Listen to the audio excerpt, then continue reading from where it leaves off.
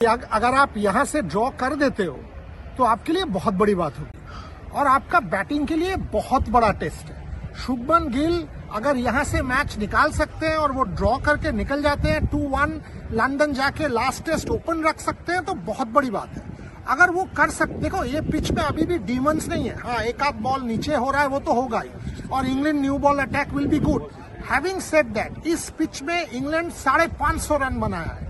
अगर आप देखें लियम डॉसन, वो नंबर 7 बैटर, आप उनको आउट नहीं कर पाए। सो ऐसे नहीं है कि भारतीय बल्लेबाज नहीं कर पाएंगे। मेंटली क्या आप मैच छोड़ चुके हो या बचा सकते हो?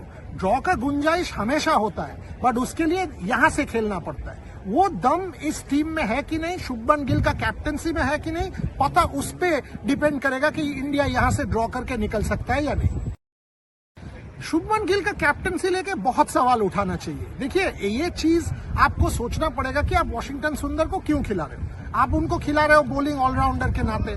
आपने 67 ओवर्स तक वाशिंगटन सुंदर को बॉल नहीं दिया। वो आके 2 विकेट ले लिए, उसके बाद आप नई बॉल 4, 5, 6, 7 ओवर पीछे कर दिया आपने। क्यों?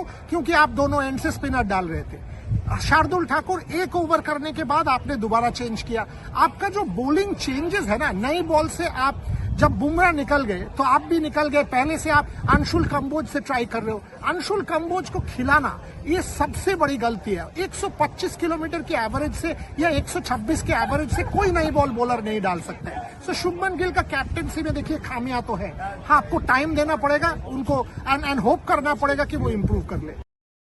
एब्सोल्युटली इंग्लैंड की लीड बड़ी हो गई है यार। 200 रन का लीड ऑलरेडी हो चुका है। 200 रन से थोड़ा सा कम है चलो, और अगर ये 250 रन का लीड हो जाता है तो इंग्लैंड एक ही बार बैटिंग करेगा और इंग्लैंड जानता है कि विकेट वेयर एंड टेयर होगा। 4th इनिंग्स में 294 के ज्यादा कोई चेस नहीं हुआ है। इंडिया को एटलीस्ट 350 पौने 400 रन बनाने पड़ेंगे so as to give England 150 run का टारगेट। ये बहुत बड़ी चुनौती है। तो एब्सोल्युटली तीसरी सेशन में हमने देखा सेकंड न्यू बॉल आप यूज नहीं कर पाए। आपका बुमराह उठकर चले गए क्योंकि उनका इंजरी हो गया। मोहम्मद सिराज टायर्ड हो चुके थे। अंशुल कंबोज इस तरफ खेलने के लिए अभी लायक भी नहीं है। वो तैयार भी नहीं है।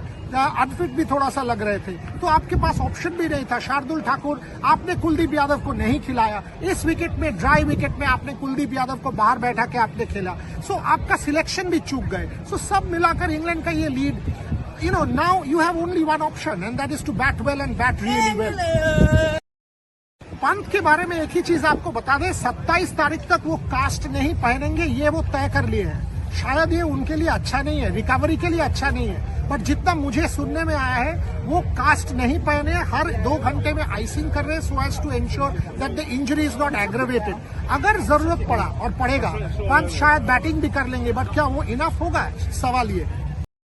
ऑब्वियसली शुभमन गिल के पास चमकने का बहुत बड़ा मौका है, बट वो कर पाएंगे कि नहीं? मेंटली क्या वो बिलीव करते हैं इस विकेट में वो टिक कर 100 बनाकर इंडिया को बचा सकते हैं? ये मंच तैयार है उनके लिए, एब्सोल्युटली तैयार है उनके लिए। द पॉइंट इज, क्या शुभमन यहाँ से 100 बनाकर इंडिया को बचाते हैं? अगर वो हो जाता है तो कैप्टन होने के बाद it will be his best innings, but it's a big question mark.